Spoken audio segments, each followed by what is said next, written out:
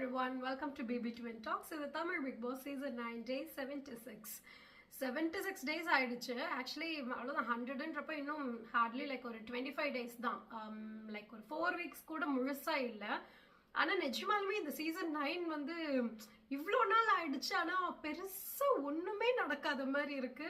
இப்போ வரைக்குமே நம்ம நினைச்ச மாதிரி யாரையுமே அந்த ஒரு வின்னர் பிளேஸ்ல வச்சு பார்க்க முடியல. ஒரு ஆளால கூட அந்த ஒரு இம்பாக்ட்ஃபுல்லான கேம் ஆட முடியலையா அப்படின்ற மாதிரி இருக்கு. சீசன் 9 என்ன சொல்றதுன்னே தெரியல. ஏன்னா நான் பேரலி மலையாளம் பிக் பாஸும் சீசன் 7 அங்க அதுவும் பண்ணனால அங்க வந்து பயங்கரமா இருந்தது. இந்த சீசன் நிஜமாலுமே நல்லா இருந்தது. கொஞ்சம் டாக்ஸிக்கா இருந்தது. ஆனா பயங்கர லைக் எல்லாருமே கொஞ்சம் நிறைய எஃபோர்ட் போடுற ஆளுங்க, நல்லா டேலண்டடான ஒரு குரூப் தான் அது. அண்ட் நல்லாவே நம்மளால ஒரு ஜட்ஜ் பண்ண முடிஞ்சது. 2-3 பேரை நம்மளால வந்துட்டு அந்த வின்னர் ரன்னர் எல்லாம் வச்சு பார்க்க முடிஞ்சது. பட் இங்க வந்துட்டு like everyone or like so anyways இன்னைக்கு நேற்று நம்ம சாட்டர்டே எபிசோட்ல சொல்லியிருந்தோம் நிறைய விஷயங்கள் சாண்ட்ரா அது பெண்டிங் இருக்குது. ஸோ சண்டே வச்சு அதை அட்ரஸ் பண்றாரான்னு பார்க்கலாம் அப்படின்னு நினைச்சிருந்தோம். But highly disappointing and I am not surprised. இன்னொன்று என்னன்னா எனக்கு வந்துட்டு no more expectations from VJs அப்படின்னு வேணா சொல்லலாம். ஸோ 2 விஷயம் எனக்கு மெயினாக சொல்லணும். நிறைய விஷயங்கள் நடந்தது, அது எல்லாமே நம்ம பார்ப்போம். ஆனால் வந்துட்டு மெயினாக எனக்கு என்னன்னா, இப்போ நிறைய பேர் வெளியே பார்த்தீங்கன்னா விஜேஸ் வந்துட்டு சாண்ட்ராக்கு பயங்கர ஃபேவரட்டிசம், அது ஆப்வியஸ்லி அதை வந்துட்டு லைக் டினை பண்ணவே முடியாது. பட் எனக்கு என்ன எப்படி இருக்குதுன்னா, ஓகே இதுக்கு மேலே நம்ம இனி வந்துட்டு இது ரொம்ப எக்ஸ்பெக்ட்லாம் பண்றதுக்கு ஒன்றும் இல்லை. இவர் இப்படிதான் பண்ண போறாரு. அவரோட ஃப்ரெண்டோட ஒய்ஃப்ன்றனால ஃபேவரட்டிசம் காட்ட தான் போறாரு. நான் நேற்று சொல்லியிருந்தேன், அவர் ஒரு இக்கட்டான ஒரு சுச்சுவேஷன்ல இருக்காரு. ரொம்ப க்ளோஸ் ஃப்ரெண்ட் அவங்களோட ஒய்ஃப். ஸோ அவங்கள எப்படி அவரால் வந்துட்டு ஒரு பப்ளிக் பிளாட்ஃபார்ம்ல இந்த மாதிரி அவரை அட்ரஸ் பண்றது, அவருக்கு இந்த ஷோ இன்னொரு 25 நாள்ல முடிஞ்சிட்டு போயிடும். பட் அவங்களோட ஃப்ரெண்ட்ஷிப் வந்துட்டு லைஃப் லாங் கண்டினியூ ஆக வேண்டிய ஒரு விஷயம். ஸோ இந்த ஒரு 100 டேஸ்க்காக அவர் வந்து அந்த ஒரு ரிலேஷன்ஷிப்பை ஸ்பாயில் பண்ணிக்கணுமா அப்படின்னு அவர் யோசிச்சிருக்கலாம். But still that doesn't provide justice to other contestants, right? So அவங்களுக்கு எல்லாத்துக்கும் இது கண்டிப்பாக வந்துட்டு, ஏன்னா அவர் வந்து இன்னைக்கு சாண்ட்ரா பண்ண விஷயங்களுக்கு ஒரே ஒரு விஷயம் தான் இன்னைக்கு அட்ரஸ் பண்ணியிருப்பாரு. அதையாச்சும் பரவாயில்ல அட்ரஸ் பண்ணாரு. கனி கேட்காமலே வந்து அந்த அம்மா விஷயத்த அட்ரஸ் பண்ணாரு. ஆனா அதை வந்து லிட்ரலி ஏதோ சாண்ட்ரா பக்கத்துல உட்காந்து தலையில தொட்டு இன்னும் வரையும் ஓகே பேபி பார்த்துக்கோமா அப்படின்னு ஏதோ குட்டி குழந்தைக்கு சொல்ற மாதிரி தான் அவர் இன்னும் சொல்லலை. அந்த ரேஞ்சுக்கு தான் உட்காந்து அப்படி உட்காந்து சாண்ட்ரா வந்துட்டு சாண்ட்ரா உங்களுக்கு எனக்கு கொடுக்க வேண்டிய ஒரே ஒரு விளக்கம் வந்து, நீங்க வந்து கனியை வந்து இந்த அம்மா விஷயம் எல்லாம் சொன்னீங்கல்ல, ஸோ அவங்க எல்லாத்துக்குமே குடும்பம் இருக்கு, அவங்களுக்கும் லைக் 2 குழந்தைங்க இருக்காங்க, அவங்களும் ஒரு அம்மா தான். ஸோ அவங்க ஏன் இந்த மாதிரி சொல்ல போறாங்க? நீங்க வந்து ஏதோ லைக் டோட்டலி அவங்க மனசுல நினைக்காத விஷயங்கள் எல்லாம் நீங்க வந்து இமேஜின் பண்ணி நீங்களா அப்செட் ஆயிக்கிறீங்க. அண்ட் ஆல்சோ உங்களுக்கு லைக் ஒரு அதை இந்த எக்ஸாக்ட்லி இந்த வேர்டு சொல்லல, அதையாச்சும் சொல்லியிருக்கலான் இருந்துச்சு. உங்களுக்கு மட்டும் குடும்பம் இல்லை, எல்லாத்துக்குமே. இப்போ அமித்னா கூட நான் போன வாரம் அவரை வந்துட்டு கொஞ்சம் கடிஞ்சு பேசினதுக்கு அவர் கேமரால போய் அவர் பொண்ணுகிட்ட வந்து அப்பா வந்து திட்டுவாங்கல, அப்பாவுக்கு ஜஸ்ட் இது ஒரு ஃபீட்பேக் தான் அப்படின்னு அவர் ஒரு பொண்ணை பத்தி யோசிச்சு போய் பேசுறாரு. ஸோ எல்லாத்துக்குமே அவங்க குழந்தைங்க பெருசுதான். அப்படி இருக்கிறப்போ யாருமே அந்த ஒரு மனசாட்சி இல்லாம உங்களை வந்துட்டு குழந்தைங்களை வச்சுலாம் கிண்டல் பண்ண போறது இல்ல. ஸோ நீங்க இந்த மாதிரிலாம் நினைச்சுக்காதீங்க. இந்த மாதிரி நீங்க பேசுறது வந்து உங்களுக்கு தான் தப்பா முடியும் அப்படின்ற மாதிரி ரொம்ப அப்படியே உட்காந்து ரொம்ப ரொம்ப ரொம்ப வேற யாராவது ஒருத்தங்க சாண்ட்ரா இடத்துல இருந்திருந்தா வேற மாதிரி டீல் பண்ணியிருப்பாரு. நேத்தே நமக்கு பார்த்தோம் சாண்ட்ரா நின்று பேசிட்டு இருக்கும்போது கானா வினோத் வந்து அந்த தலைவலி விஷயம் பத்தி பேசுறப்பெல்லாம் அவர் வந்து கானா வினோத்தை வந்து எப்படி பேசினாரு, இல்ல அவருக்கு கானா வினோத்தும் எஃப்ஜேவும் அந்த கார்டன் ஏரியால உட்காந்து விஜேசியை குறை சொன்னாங்களே அந்த கோவமா என்னன்னு தெரியல. பட் இல்லைனாலுமே அவர் மற்ற கண்டஸ்டன்ஸ் எப்படி நடுவுல அப்படியே அவங்க அப்ரப்டா அவங்க பேசுறதை ஸ்டாப் பண்ண வைக்கிறது, உட்காருங்க அப்படின்னு மூஞ்சில் அடிச்சு மாதிரி சொல்றதுன்னு அவருக்கு பேச தெரியாமலாம் இல்லை. சாண்ட்ரா கிட்ட ஃபேவரட்டிசம் இருக்குங்கிறது அவ்வளோ டிரான்ஸ்பரண்டா தெரியுது. So that's why I said like இதில் வந்துட்டு நமக்கு இனிமே வந்துட்டு நம்ம இதை வந்து எக்ஸ்பெக்ட் பண்ணுறதுனால தான் நம்மளுக்கு வந்து இது வந்து ஒரு டிசப்பாயின்மெண்ட் ஆகுது. இது இப்போ ஆப்வியஸாக தெரிஞ்சு போச்சு. ஸோ சாண்ட்ரா இந்த வீட்டில் இருக்கிற வரைக்கும் அவங்க என்ன அட்டூழியம் பண்ணாலும் விஜய்ஸ் அதை கேட்க போகிறது இல்லை. ஸோ அது ஒன்று. இன்னொன்று என்னன்னா, எனக்கு இன்னைக்கு எபிசோட்ல வந்து சாண்ட்ரா பண்ண விஷயங்களை விட பாரு பண்ண ஒரு விஷயம் வந்து எனக்கு ரொம்ப என்ன சொல்றது, சாண்ட்ரா சொல்ற மாதிரி கனி பேசின சி அது லோ கிரேட் வார்த்தைன்னு வச்சுக்கிட்டாருன்னா வச்சுக்கிட்டோம். நிஜமே எனக்கு பாரு பண்ணதை பார்த்தப்ப சி இப்படி இருப்பாங்களா, நிஜமா பாரு மாதிரிலாம் ஒரு பிஹேவியர் நான் நிஜமாலுமே பார்த்ததே இல்லை யாரையுமே. அந்த அளவுக்கு சீப்பா 1-2 பண்ணாங்க. எனக்கு அதுதான் என்னால அக்செப்டே பண்ணிக்க முடியல இன்னைக்கு எபிசோட்ல. இப்படி கூட மனுஷங்க இருப்பாங்களா அப்படின்ற மாதிரி இருந்தது. ஸோ ஸ்டார்டிங் வந்துட்டு இப்போ இந்த சாண்ட்ராவோட இந்த விஷயம் கேட்டு முடிச்சிடுவாரு. சாண்ட்ராக்கு எந்த அளவுக்கு லைக் அழகா சொல்ல முடியுமோ அந்த மாதிரி அழகா சொல்லி அது ஒரு மேட்ரே இல்லைன்ற மாதிரி விட்டுட்டாரு. ஸோ சாண்ட்ரா வந்து அந்த கிழவின்னு சொன்னது அதெல்லாம் எதுவுமே அட்ரஸ் பண்ணல. ஒன்லி அந்த அம்மான்னு சொன்ன விஷயத்த மட்டும் அட்ரஸ் பண்ணிட்டு விட்டுட்டாரு. வேற எதையுமே அவர் கேட்கல. சாண்ட்ராவும் ரொம்ப சந்தோஷமா வந்துட்டு அப்படி சிரிச்சுக்கிட்டு கனிக்கிட்ட வந்து சாரி அப்படின்னு சொல்லிட்டு விட்டுருவாங்க. அதோட முடிஞ்சிருச்சு அந்த விஷயம், அவ்வளோதான். அதுக்கப்புறம் அவர் அந்த டான்ஸ் மேரத்தான் இது வந்துட்டு எல்லாரையும் வந்துட்டு அப்ரிஷியேட் பண்ணுவார். மெயினாக வந்துட்டு விக்கி, ஆரோரா, அவங்கள ஆதிரை, கனி வந்து சூப்பராக கெஸ் பண்ணாங்க அப்படின்லாம் சொல்லி டான்ஸ் மேரத்தான் வந்து எல்லாத்தையுமே வந்து அப்ரிஷியேட் பண்ணி சொன்னாரு. ஸோ அதுக்கப்புறம் மூணாவது இல்லை, லைக் இந்த 2 செக்மெண்ட் முடிச்சுட்டு நெக்ஸ்ட் பார்த்தீங்கன்னா இந்த வாரம் வந்துட்டு ஃபேமிலி ரவுண்ட் தானே வரப்போகுது. ஸோ வந்துட்டு இந்த வீட்டு ஆளுங்க வந்தால் இவங்களுக்கு வந்து பயம், இந்த ஆளுங்க வந்தால் இவங்களுக்கு வந்து ஹாப்பி அப்படின்னு இருக்கிறவங்க யாரு, அப்படி உங்களுக்கு யாரை தோணுது அப்படின்னு ஒருத்தவங்களா கேட்பாங்க. அப்போ வந்துட்டு most of the people obviously வந்துட்டு அந்த லவ் பேர் 2 பேர் கம்ருதீன், பார்வதி, எஃப்ஜே, ஆதிரை, இந்த 2 பேரை தான் most of the guys point out பண்ணி சொல்லுவாங்க. அதாவது பாரு வீட்டுல இருந்து வந்தா கம்ருதீனுக்கு பயம், கம்ருதீன் வீட்டுல இருந்து வந்தா பாருக்கு பயம், விக்ரம் வீட்டுல இருந்து வந்தாலும் பாருக்கு பயம், ஏன்னா விக்ரம் நிறைய டீஸ் பண்ணிருக்காங்க இல்லையா. அப்புறம் ஆதிரை வீட்டுல இருந்து வந்தா எஃப்ஜேக்கு பயம். ஈவன் ஆதிரையே சொல்லுவாங்க என் வீட்டுல இருந்து வந்தா எஃப்ஜேக்கு பயம், ஆனா அதை அவர் காட்டிக்காம இருக்காரு அப்படின்ட்டு. ஸோ இந்த மாதிரி மோஸ்ட் ஆஃப் த கைஸ் இதை தான் சொல்லியிருப்பாங்க. அமித் வந்து வித்தியாசமா ஒன்று சொன்னாரு. சாண்ட்ரா வீட்டுல இருந்து வரதை நினைச்சா எனக்கு பயமா இருக்கு சார். ஏன்னா வந்துட்டு அந்த ஜீப்ல பிரஜனை கொண்டு போனதுக்கே அவங்க எப்படி மயக்கெல்லாம் போட்டு விழுந்து ஒரு ரொம்ப எக்ஸ்ட்ரீம் லெவலுக்கு போயிட்டாங்க. ரொம்ப எமோஷன்ஸ்ல வந்து அவங்க ரொம்ப வீக்கா இருக்காங்க. அப்படி இருக்கிறப்ப இப்போ இவ்வளோ நாள் கழிச்சு அவங்களை திரும்ப பார்க்க போறப்போ, அதுவும் குழந்தைங்களை பார்க்க போறப்போ இவங்க எப்படி ரியாக்ட் பண்ண போறாங்கன்னு எனக்கு தெரியல அப்படின்னு.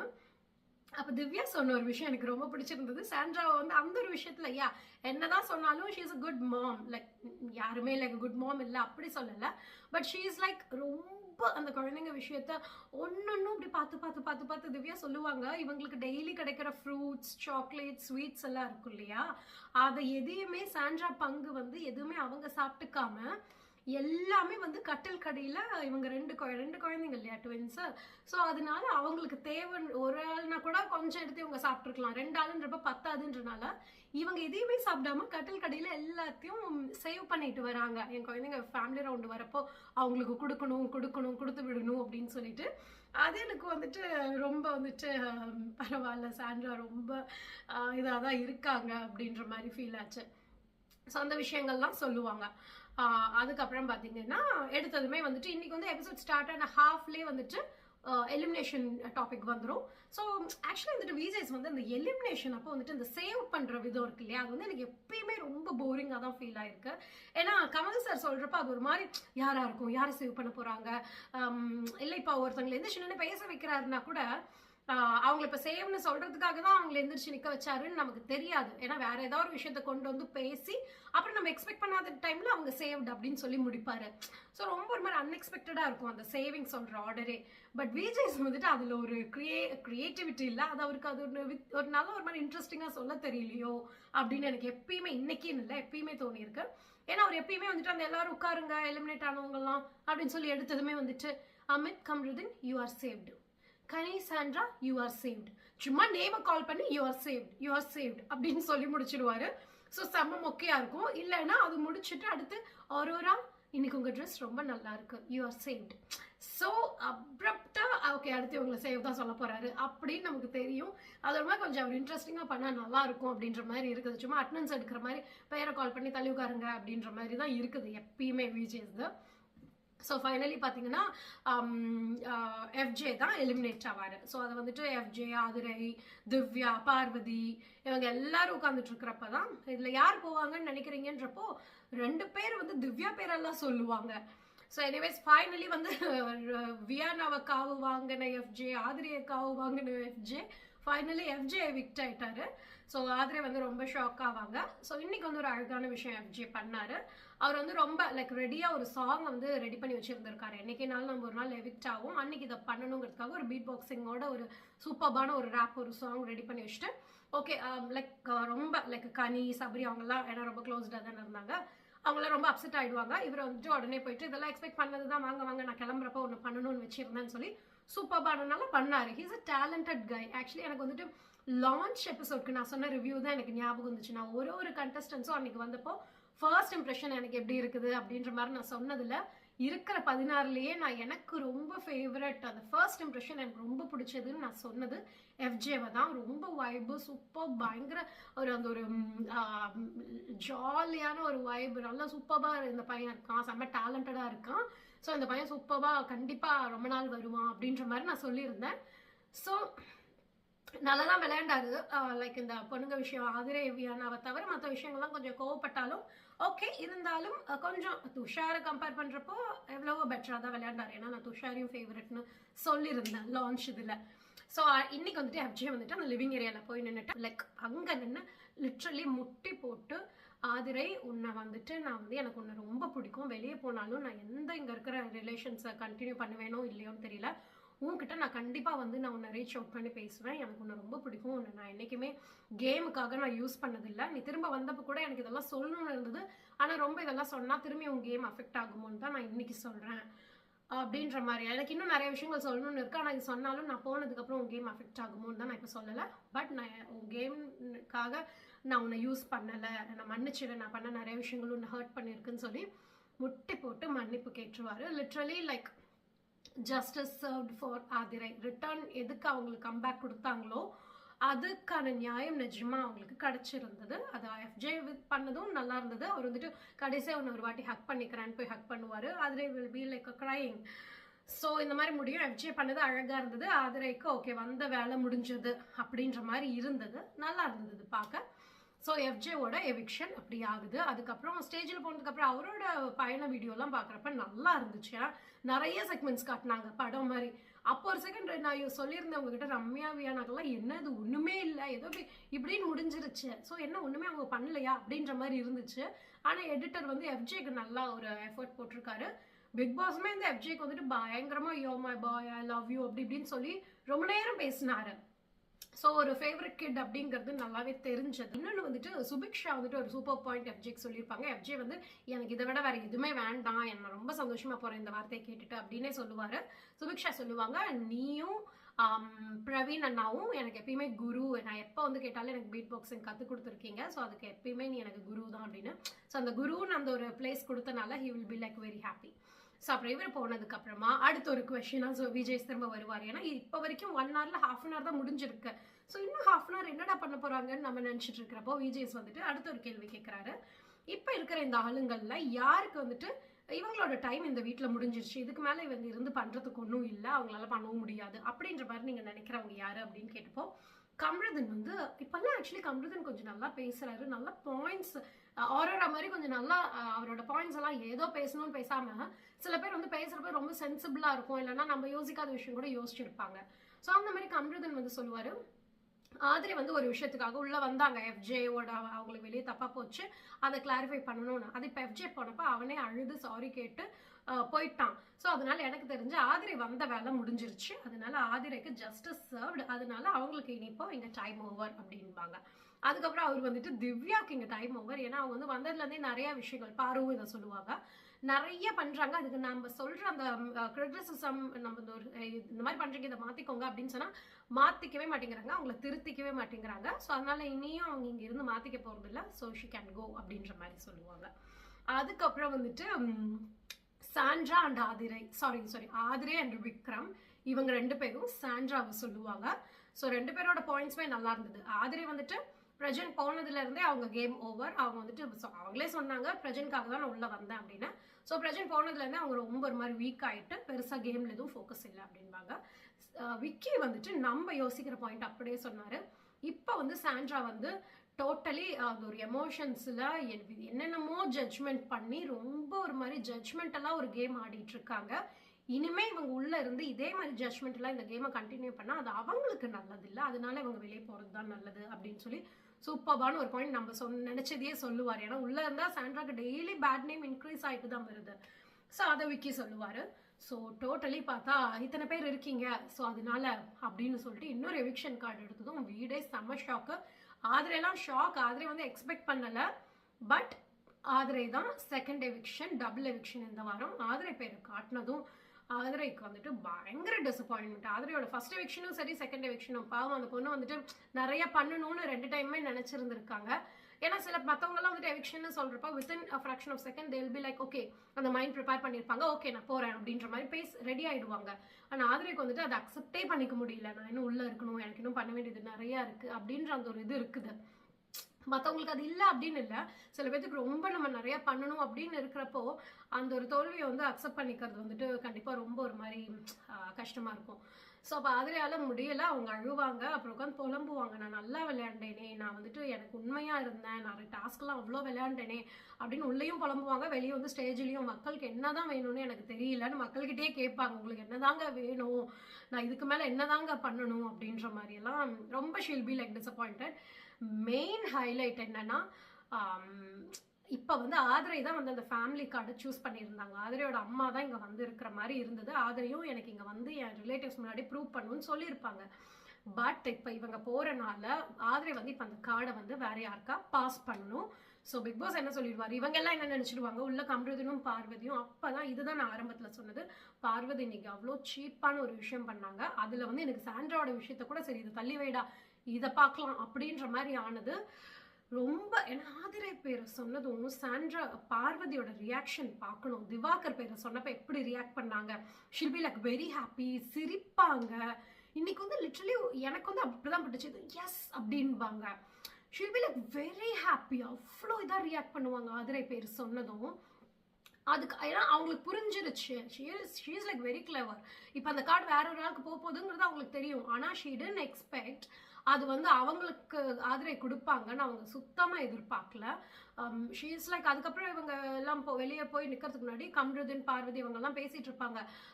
ஓகே இப்போ இது வந்துட்டு நம்ம திரும்பி வந்து நம்ம 3 பேர் பேசலாம், யார் நல்லா பேசுகிறாங்களோ அவங்களுக்கு அந்த கார்டு கிடைக்கட்டும் அப்படின்ட்டு. ஆனால் பிக் பாஸ் சொல்லிடுவாரு, இது ஆதிரையோட சாய்ஸ், ஆதிரை உங்கள் 3 பேர்த்துல யாருக்கு சூஸ் பண்ணி தராங்களோ அவங்களுக்கு தரட்டும் அப்படின்ட்டுருவாரு. அப்போ கம்ருதன் ஒரு வேலை பண்ணுவாரு, அவர் பேச வருவார், அதாவது என்னோட அக்கா பசங்க அப்படின்னு சொல்லிட்டு. உடனே பிக் பாஸ் வந்துட்டு this is her moment, she has to choose, நீங்கள் இனிமேல் பேச வேணாம் யாரும் அப்படின்ட்டு. உடனே கம்ருதன் வந்து இல்லை என் அக்கா பசங்க வரணும் அப்படின்றப்போ நான் ஒரு செகண்ட் யோசித்தேன், பார்வதி இன்னைக்கு வந்து அவங்க அம்மா வரணும், நம்ம 4 பேர் ஆர்கியூ பண்ணுறப்ப நீ எனக்கு ஒரு ஓட் போடு, நீ எனக்கு சப்போர்ட்டாரு அப்படின்னு பேசினப்ப he will be like yeah நான் உன் பக்கம் நிற்கிறேன் அப்படின்பாரு. ஆனால் உள்ளே போய் கனிக்கிட்டையும் ஆதிரைக்கிட்டையும் வந்துட்டு அவர் வேற மாதிரி தான் பேசுவார், அவங்களுக்கு ஏதோ பக்கம் நின்று இருக்க மாட்டேன்ற மாதிரி தான் சொன்னார். ஒரு மாதிரி கொஞ்சம் ஃபேக் கேம் மாதிரி தான் இருக்குது. இவங்க 2 பேருக்குள்ள இருக்க ரிலேஷன்ஷிப்பே பெரிய ஜென்யூனிட்டி இல்லை போல்.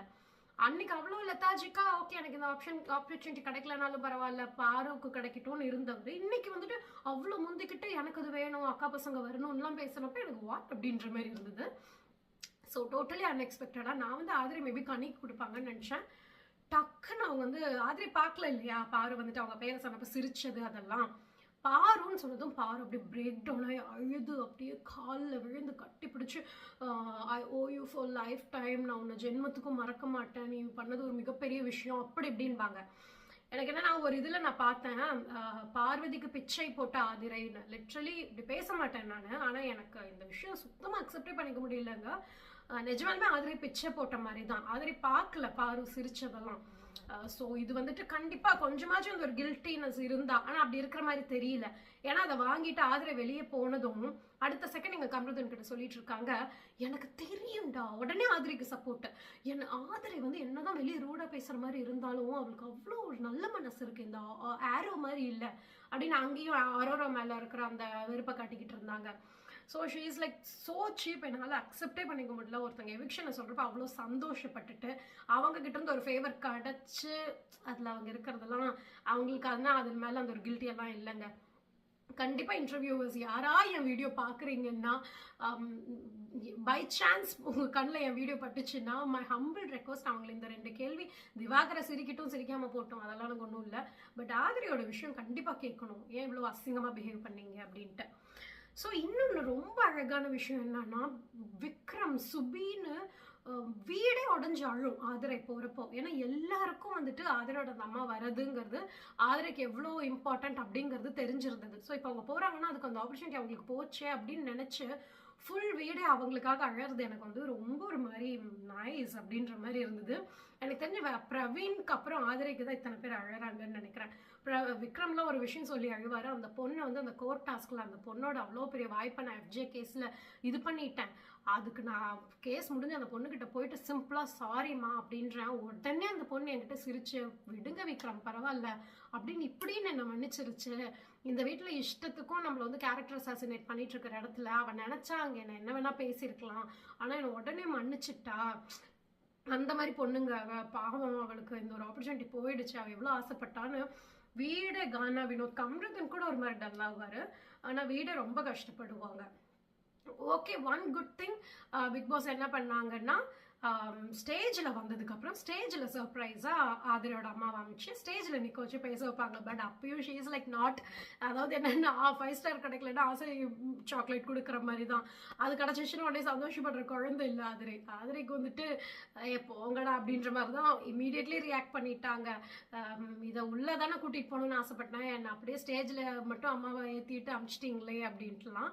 ஸோ ஸ்டேஜில் வந்துட்டு பட் அட்லீஸ்ட் அதையாச்சும் பண்ணாங்க. அது வந்து டிவியில் கண்டஸ்டன்ஸ்க்கும் கூப்பிட்டு காட்டுறப்போ ரொம்ப ஹாப்பி ஆவாங்க கண்டஸ்டன்ஸ். ரொம்ப கத்தி சுபிக்ஷாலாம் பயங்கர ஹாப்பி, அப்பா அட்லீஸ்ட் அவளுக்கு இதாச்சும் பண்ணிட்டாங்கன்னு சொல்லிட்டு ஸ்டேஜில் வந்து அவங்க அம்மா அப்பா தங்கச்சின்னு எல்லாருமே ஸ்டேஜில் நின்று கொஞ்ச நேரம் பேசி ஃபுல் டீமுமே வீட்டில் எல்லா கண்டஸ்டன்ஸோடையும் பேசிட்டு தான் ஆதிரைய சூப்பர்பா நல்ல ஒரு எவிக்ஷனாக இருந்துச்சு. ஆக்சுவலி நல்ல ஒரு சென்ட் ஆஃபாக இருந்தது.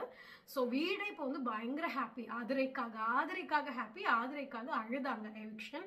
ஸோ ஐ திங்க் இது ஆதிரை வெளியே போகிறப்போ பார்த்தா கண்டிப்பாக ஹாப்பியாக இருப்பாங்க.